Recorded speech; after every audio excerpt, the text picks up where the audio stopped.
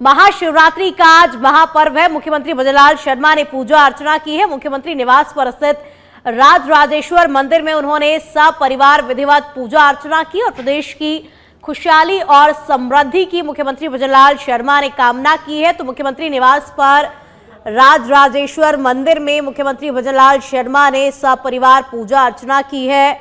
भगवान शिव का जलाभिषेक उन्होंने किया है। आज महाशिवरात्रि का पावन पर्व है। इस पर मुख्यमंत्री भजनलाल शर्मा ने राजराजेश्वर महादेव मंदिर में भगवान शिव का जलाभिषेक किया। प्रदेश की खुशहाली और समृद्धि की उन्होंने कामना की है। तो देखिए, इसकी तस्वीरें इस वक्त आपकी टीवी स्क्रीन पर है। मुख्यमंत्री भजनलाल शर्मा ने राजराजेश्वर महादेव मंदिर में पूजा अर्चना की। प्रदेश की खुशहाली की उन्होंने कामना की है। महाशिवरात्रि का आज पावन पर्व है। उप मुख्यमंत्री दिया कुमारी राजराजेश्वर महादेव मंदिर पहुंची और सिटी पैलेस स्थित राजराजेश्वर महादेव को उन्होंने दर्शन किए। पूजा अर्चना करते हुए प्रदेश की खुशहाली के लिए उन्होंने मंगल कामना की। तो महाशिवरात्रि का आज पावन पर्व है। डिप्टी सीएम दिया कुमारी राजराजेश्वर महादेव के दर्शन करने के लिए पहुंची। सिटी पैलेस स्थित राजराजेश्वर महादेव के उप मुख्यमंत्री दिया कुमारी ने दर्शन किए। पूजा अर्चना करते हुए प्रदेश की खुशहाली की उन्होंने कामना की।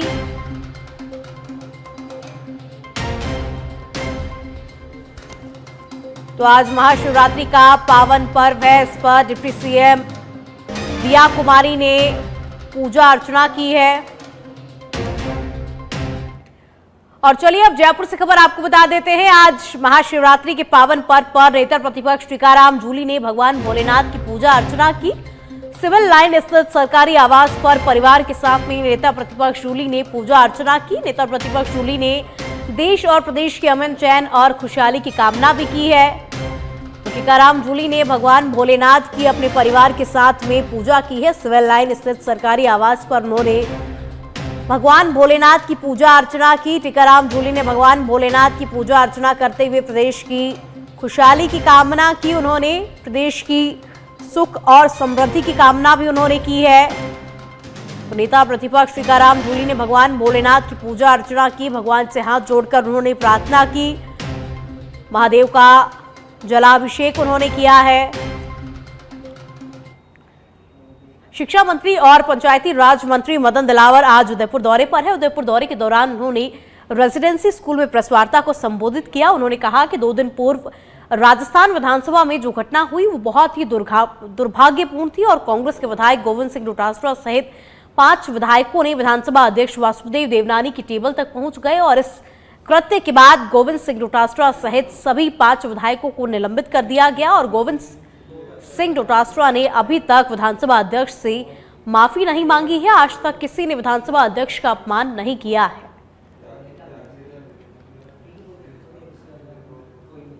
तो राजस्थान की विधानसभा में दुखद घटना हुई कि कांग्रेस के कुछ विधायक माननीय अध्यक्ष के नीचे जो टेबल होती है उनके आसन के नीचे वहां पहुंच गए और माननीय विधानसभा अध्यक्ष जी देवनानी जी के ऊपर हमला करने का प्रयास किया। सौभाग्यवश वो बच गए, अनहोनी घटना नहीं हुई। इस कृत्य के लिए विधानसभा के सभी सदस्यों ने ये प्रस्ताव पारित किया कि 5 लोगों को, जो 6 लोग थे, गोविंद सिंह डोटासरा जी जो कांग्रेस के अध्यक्ष सहित, उनको निलंबित कर दिया। तो राजस्थान की विधानसभा में। और चलिए अब जम्मू कश्मीर से खबर आपको बता दें। राजौरी में सेना की गाड़ी पर हमला हुआ है। आतंकियों ने सेना की गाड़ी पर हमला किया है। सुंदरबनी इलाके में सेना की गाड़ी पर हमला हुआ है। सेना की गाड़ी पर 4-5 राउंड फायरिंग की गई और हमले के बाद में इलाके में सेना का सर्च ऑपरेशन शुरू कर दिया गया है। तो आतंकियों ने सेना की गाड़ी पर हमला किया है। सुंदरबनी इलाके में सेना की गाड़ी पर आतंकियों ने हमला किया। 4-5 राउंड फायरिंग हुई है और हमले के बाद से ही इलाके में सेना का सर्च ऑपरेशन जो है उसको शुरू कर दिया गया है। तो हमले के बाद से ही सर्च ऑपरेशन की शुरुआत की जा चुकी है। राजौरी में सेना की गाड़ी पर हमला हुआ है। आतंकियों ने सेना की गाड़ी पर हमला किया है। राजस्थान की समृद्ध सांस्कृतिक धरोहर को वैश्विक स्तर पर पहचान दिलाने वाले रईस भारती और उनके प्रसिद्ध धोत बैंड अपनी 25वीं वर्षगांठ के अवसर पर वर्ल्ड टूर के लिए रवाना हो रहा है और इस ऐतिहासिक दौर की शुरुआत 6 मार्च से फ्रांस के लूमू शहर से होगी, जिसके बाद में बैंड विभिन्न देशों में राजस्थान की लोक कला और संगीत का जादू बिखरेगा। 29 मार्च को राजस्थान दिवस के मौके पर धोत बैंड इटली में प्रवासी राजस्थानियों के बीच में विशेष प्रस्तुति देगा और इस कार्यक्रम के लिए भारतीय दूतावास ने विशेष रूप से आमंत्रित किया है। ये टूर राजस्थान और भारत की लोक कला को दुनिया के सबसे बड़े मंचों तक पहुंचाने का एक महत्वपूर्ण अवसर होगा। 700 से अधिक कलाकारों को पहचान दिला चुके हैं। राजस्थान दिवस पर वैश्विक मंचों पर लोक संगीत गूंज उठेगा। रईस भारती म्यूजिशियन और डायरेक्टर ऑफ धोत ग्रुप राजस्थान का है और खासकर सीकर के पास एक छोटा सा गांव है धोत, जहाँ से मेरे पूर्वज आए थे, उसी के नाम से मैंने धोत ग्रुप की स्थापना की और पिछले 25 वर्षों से धोत ग्रुप ने 119 देशों में कार्यक्रम दिए हैं, 1600 से ज़्यादा परफॉर्मेंस किए हैं और हमें सौभाग्य मिला है। हमारे माननीय प्रधानमंत्री नरेंद्र मोदी जी जब गए थे पेरिस के अंदर नमस्ते फ्रांस के ओपनिंग सेरेमनी में कार्यक्रम देने के लिए, फ्रांस के प्रधानमंत्री के लिए, राष्ट्रपति के लिए, queen Elizabeth diamond jubilee celebration के लिए और 25 वर्षों से धोत ग्रुप हर साल 6 से 7 महीने हम विश्व दौरे पर रहते हैं और राजस्थान और भारत का पताका लेकर देश देश जाते हैं, गांव गांव जाते हैं और कहते हैं केसरिया बालम आओ न पधारो हमारा देश। और रईस भारती श्रीगंगानगर के रायसिंह नगर में शिव भक्तों का सुबह 4 बजे से ही जनसैलाब उमड़ा हुआ है। शहर के सबसे प्राचीन शिव मंदिर कल्याण भूमि में भी शिव भक्तों की भारी भीड़ देखने को मिली है। मंदिर कमेटी के प्रधान ने बताया कि रात्रि 9 बजे शिव बाबा का गुणगान किया जाएगा और 27 फरवरी को सुबह 5 बजे खीर हलवा चने का प्रसाद वितरण किया जाएगा।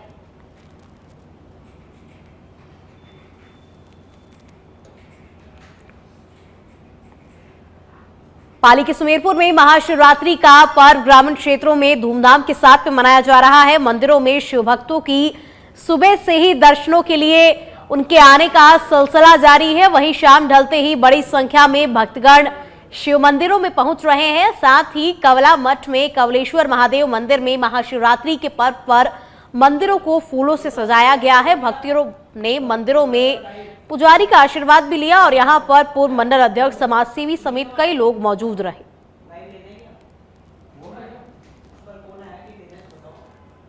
महाशिवरात्रि पर ग्रामीण क्षेत्रों में भी काफी धूमधाम देखने को मिल रही है। दर्शनों के लिए भक्तों के आने का सिलसिला जो है वो लगातार जारी है।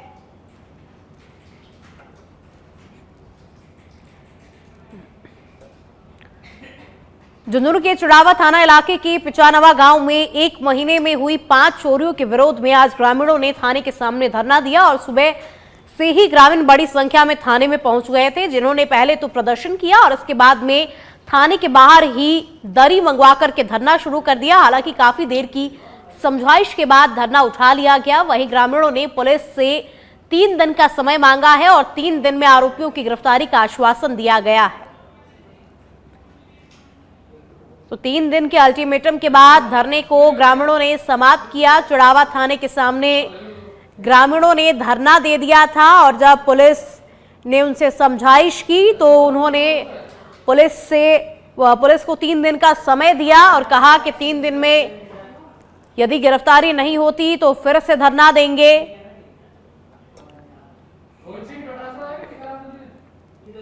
अम्बराला के घर में चोरी हुई, डॉक्टर नवीन अम्बराला है, उसके घर में चोरी हुई, तो उसी मामले में आए। इससे लगभग 1 महीने पहले गांव में चोरी हुई थी, उस समय भी आए थे। तो पुलिस ने हमें ये आश्वासन दिया था कि जल्दी से जल्दी माल भी बरामद करेंगे और चोरों को पकड़ेंगे, पर 1 महीने के अंदर कोई कार्रवाई नहीं हुई। दूसरी अम्बराला के घर में चोरी हुई, पिचानवा गांव में पिछले 1 महीने से और चोरों ने बड़ा आतंक मचा रखा है गांव में। 1 महीने पहले 4-5 घरों में चोरियां हुई थी, तब हम यहाँ थाने में आए थे काफी संख्या में, तो सीआई साहब ने आश्वासन दिया था कि 5-6 दिन में हम इनको पकड़ लेंगे और आप निश्चित रहो, कोई ऐसा कोई होगा नहीं। फिर उन्होंने ये ध्यान में रखते कोशिश तो की और गांव में पेट्रोलिंग भी शुरू कर दी, लेकिन चोरों की न तो कोई पकड़ हुई न कोई माल बरामद हुआ।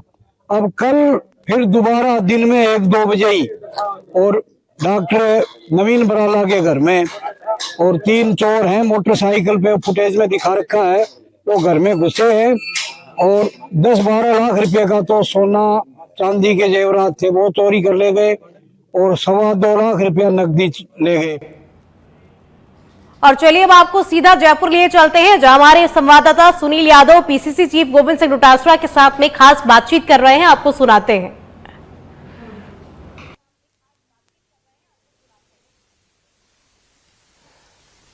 बिल्कुल, राजस्थान में जो एक सियासी गतिरोध है सदन के अंदर इंदिरा गांधी पर टिप्पणी को लेकर जो ये विवाद हुआ था और उसके बाद में ये पूरे देश में चर्चा का विषय बना हुआ है और इस मामले में कांग्रेस के 6 विधायकों को निलंबित किया गया था, उनमें से पीसीसी चीफ गोविंद सिंह डोटासरा भी थे। अभी डोटासरा जी खुद मौजूद हमारे साथ, पूरे घटनाक्रम के बारे में पूछते हैं। सर, चूंकि राजस्थान कांग्रेस के मुखिया आप हैं, सदन में जो कुछ हुआ उसके बारे में अब तक जितनी भी बातें हैं उनके बारे में क्या कहना है कि आगे किस तरह से जाना चाहिए? सदन में जब प्रश्नकाल चल रहा था तो श्री अविनाश गहलोत जी मंत्री हैं, वो जवाब दे रहे थे किसी क्वेश्चन का, तो उन्होंने एक अनर्गल टिप्पणी बेवजह जिसका संदर्भ नहीं था, अमर्यादित टिप्पणी स्वर्गीय इंदिरा गांधी जी के लिए कही कि ये आपकी अपनी दादी के नाम से आपने ये योजना कर ली। तो हमारे नेता प्रतिपक्ष जूली साहब ने उसको माननीय स्पीकर को कहा कि भाई ये अवांछित टिप्पणी है और अनर्गल टिप्पणी है, इसको हटाया जाए। ऐसे जो सदन में नहीं है, आज इस दुनिया में नहीं है, जो शहीद होगी देश की एकता और अखंडता के लिए, उनके लिए इस तरह की ओछी व्यंग्यात्मक टिप्पणी नहीं होनी चाहिए। तो स्पीकर महोदय ने उनकी बात को ध्यान नहीं दिया और आगे दूसरा क्वेश्चन पुकार लिया। तो फिर मैं भी निवेदन करने लगा, वो नहीं माने, आगे मैं देखूंगा, बाद में देखूंगा। तो मैं डैश की तरफ बढ़ के और मैंने अविनाश जी की तरफ इशारा करके मंत्री की तरफ और उधर ही चेहरा करके कहा कि ये माननीय मंत्री महोदय की जो टिप्पणी है स्पीकर साहब ये गलत है, इसको एक्सपंज करवाइए। स्पीकर साहब सदन को स्थगित करके चले गए और हमको बुलाया 15 मिनट बाद में। जब हम गए तो उन्होंने बैठने तक के लिए नहीं कहा और ये कहा कि भाई आप पहले माफी मांगिए, आप डेस्क की तरफ कैसे आए, ये है वो है। तो हमने कहा जी हमारा तो आग्रह ये है कि इस टिप्पणी को एक्सपंज कराइए, इसका कोई करने नहीं, पहले माफी मांगिए फिर टिप्पणी की बात करेंगे। तो हम वापस आ गए। फिर 4 बजे उन्होंने आकर के और सदन में हम 6 लोगों को सस्पेंड कर दिया, जबकि डास की तरफ तो हम 2-3 लोग ही गए थे, बाकी तो नीचे थे। तो मैं समझता हूं कि उसके बाद में गतिरोध 2 दिन वो छोड़ के चले गए हमको। शनिवार इतवार था, छुट्टियां थी। फिर जब मंडे को आए, जब बात चली तो ये हुई कि साहब अविनाश गहलोत की ये टिप्पणी को हम माफी भी मंगवा देंगे, इसको हटा देंगे, आप भी खेद प्रकट कर देना। हमारी बात हो गई। बात होने के बाद में उन्होंने फिर सदन चला दिया।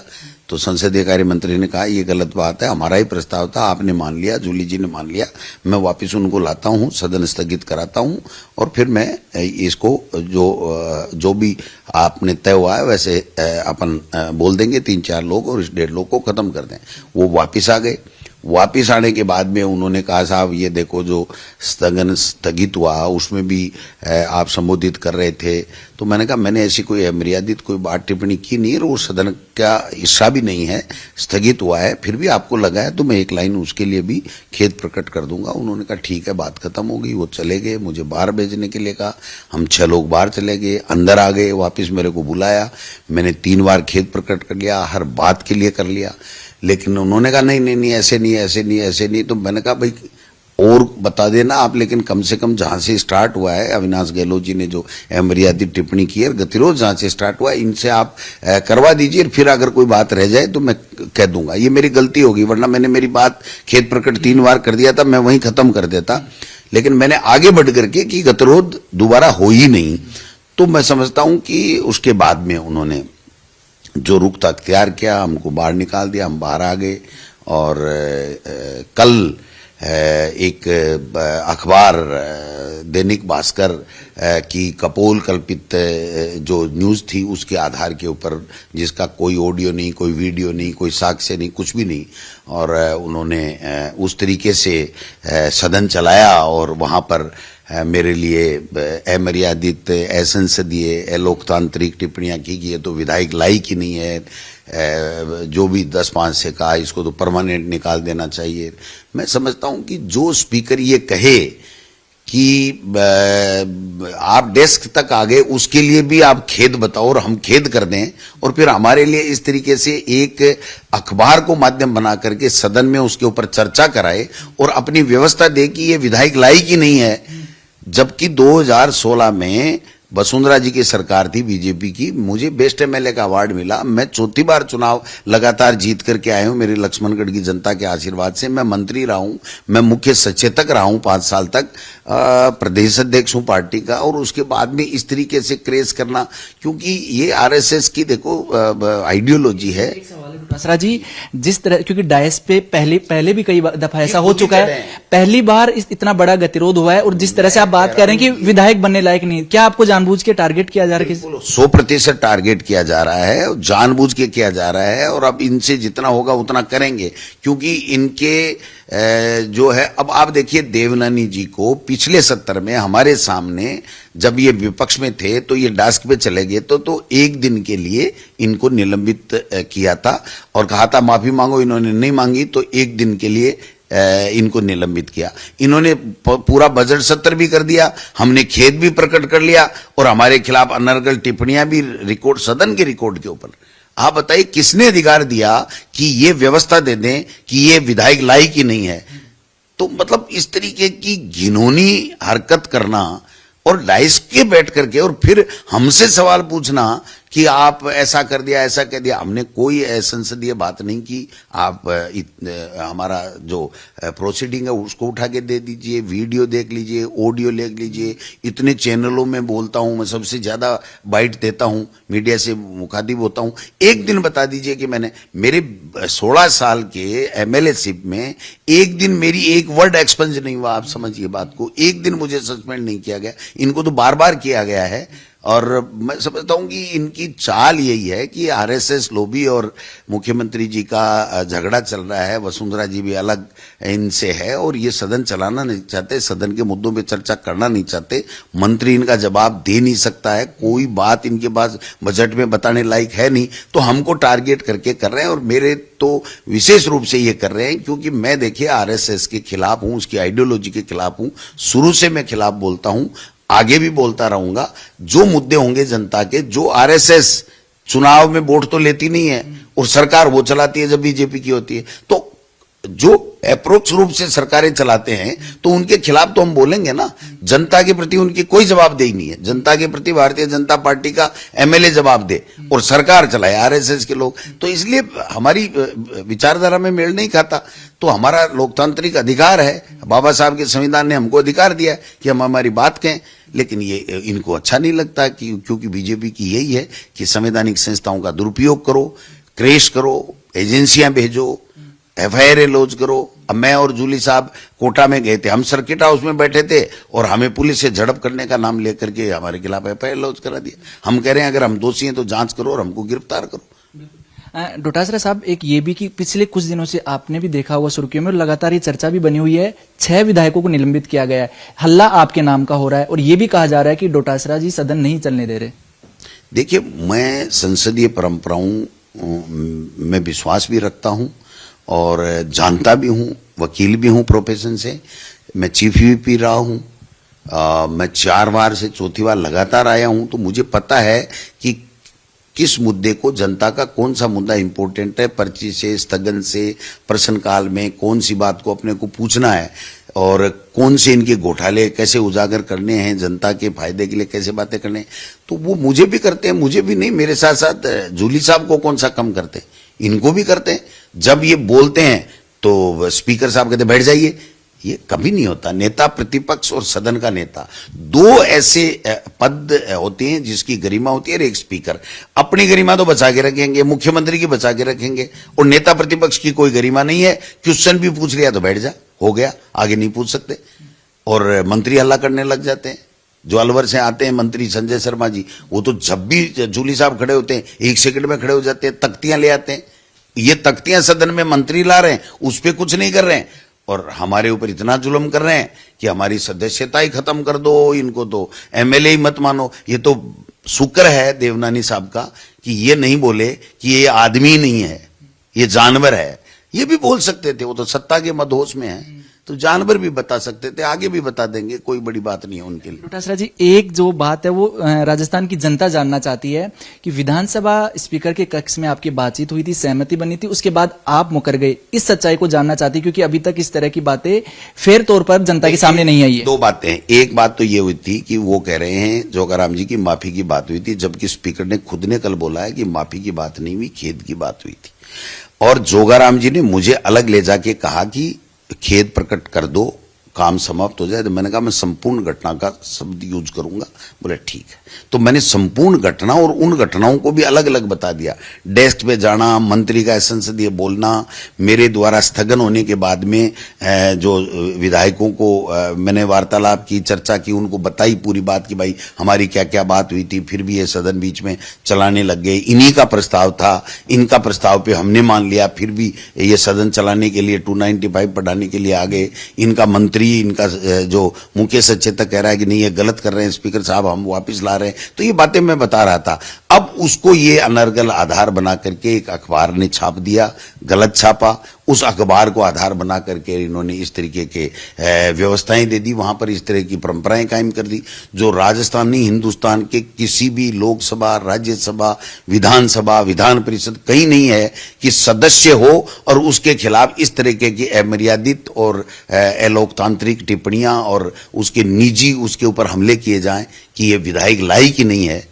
मैं बेस्ट एमएलए अवार्ड मिला तो या तो फिर वसुंधरा जी, जो कैलाश मेघवाल जी, राव राजेंद्र सिंह जी, प्रद्युमन सिंह जी, इनकी टीम ने मुझे बेस्ट एमएलए चुना, और ये महाशय कह रहे हैं कि मतलब मेरा अपमान हो गया और ये तो एमएलए लायक ही नहीं है। तो ये तो अब इनकी जो पुरानी आरएसएस की जो विचारधारा है वो यही है, क्रेज करो, आपस में लड़ाओ, ये करो। बार बार कह रहे हैं पारिक साहब को पूछ लो, पारिक साहब पूछ लो ना, कौन मना कर रहा है। अगर देवनानी जी गीता पे हाथ रख के ये कह दें कि उनके सामने मेरी अगर इस तरीके की भाषा का इस्तेमाल होगा, ये बोला गया हो, तो आप बता दे।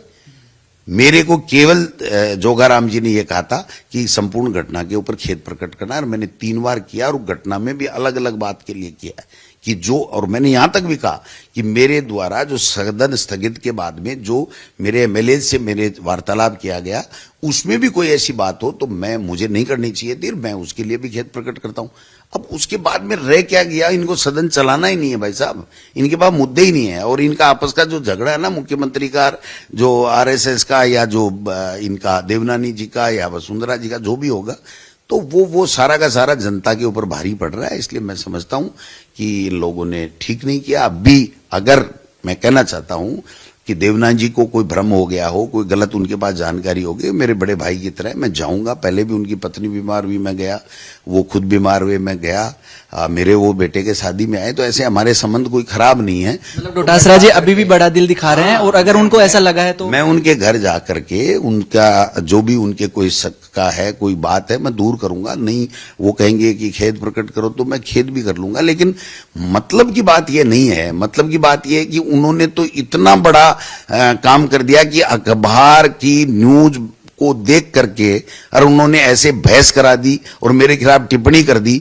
जो अखबार की बहस नहीं बना सकते, न लोकसभा न राज्यसभा। बाकायदा नियम हैं, परंपराएं हैं, सुप्रीम कोर्ट के फैसले हैं, हाई कोर्ट के फैसले हैं। तो मतलब उसके अलावा परमानेंट इनकी कर दो। सुप्रीम कोर्ट हाई कोर्ट से बड़े हैं क्या ये? सुप्रीम कोर्ट, हाई कोर्ट तो सो मोटो भी कॉन्ग्निजेंस ले सकते हैं किसी घटना का। स्पीकर कभी सो मोटो नहीं ले सकता। जो सदन चलने के दौरान कोई भी बात होती है उस पर कोई भी फैसला लेने के लिए वो अधिकृत है।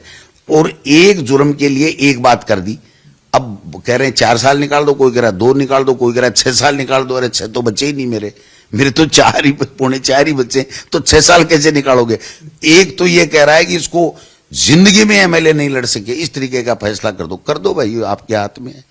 डोटासरा जी एक बात कि ना सत्ता पक्ष आता है ना विपक्ष कभी कि स्पीकर विधानसभा में भावुक हो, तो क्या मायने हो सकते हैं और उस पर आपकी क्या टिप्पणी रहेगी? वो एक तरीके से जानबूझ के ईगो पे लेकर के हठधर्मिता कर रहे थे। ये बात पूरे मीडिया के माध्यम से प्रदेश को पता चल गई, और जब पता चल गई तो उन्होंने फिर दूसरे दिन इस तरीके का कोई न कोई प्लानिंग की होगी कि भाई इसको तो रगड़ो और अपने थोड़े भावुक हो जाओ, जिससे जनता की सहानुभूति मिले, ये मैसेज नहीं जाए कि साहब स्पीकर की गलती नहीं। अब आप बताओ, वो भावुक हो रहे हैं कि साहब स्थगित था सदन, तब कोई बात कहती, जबकि मैंने नहीं कही, फिर भी वो उसी के लिए तो कह रहे हैं। वो तो सदन स्थगित होने के बाद में तो सड़क पे भाषण दे रहे हैं, वैसी बात होती है। वो उनकी कार्रवाई का हिस्सा नहीं है, उनके पास वीडियो नहीं, कोई वीडियो नहीं, कुछ भी नहीं, कोई प्रमाण नहीं, और उन्होंने तो रिकॉर्डली कह दिया कि ये विधायक बनने लायक नहीं है। तो मुझे सोचना पड़ेगा कि मुझे किस हद तक कहाँ किस तरीके से मेरे अधिकारों की रक्षा करनी है। और बाबा साहब के संविधान को ये नहीं मानते हैं, लेकिन मैं तो मानता हूं, तो उसमें जो अधिकार मुझे दिए हुए हैं वो उनका मैं प्रयोग करूंगा। आखिरी सवाल, अभी मैं सोशल मीडिया पोस्ट देख रहा था, आपकी भी, नेता प्रतिपक्ष की भी, आपने फिर भी एक बार पहल करने की कोशिश की है कि अब ये गतिरोध खत्म होना चाहिए। क्या कल जब विधानसभा शुरू हो तो सत्ता पक्ष को, स्पीकर को भी इस तरह की पहल की उम्मीद है आपको? जो मेरे पास सूचना है, जो मेरे सूत्र हैं, कि मुख्यमंत्री चाहते हैं, लेकिन मुख्यमंत्री स्पीकर माने कि नहीं माने, उनको खुद को कॉन्फिडेंस नहीं है, और इनके बीच में कोई अच्छा मध्यस्थ भी नहीं है।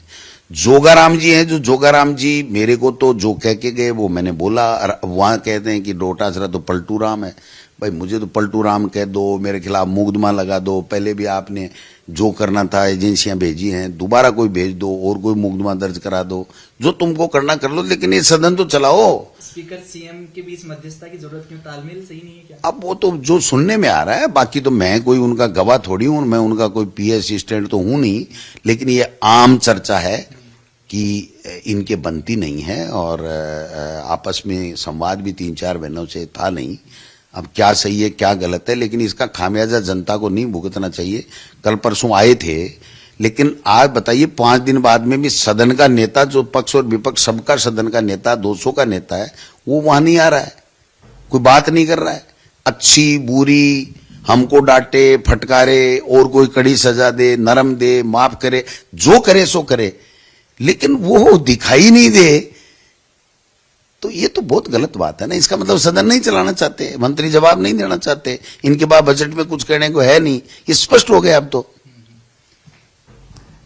वीडियो जर्नलिस्ट हेमंत शर्मा के साथ सुनील यादव, सच बेधड़क, जयपुर।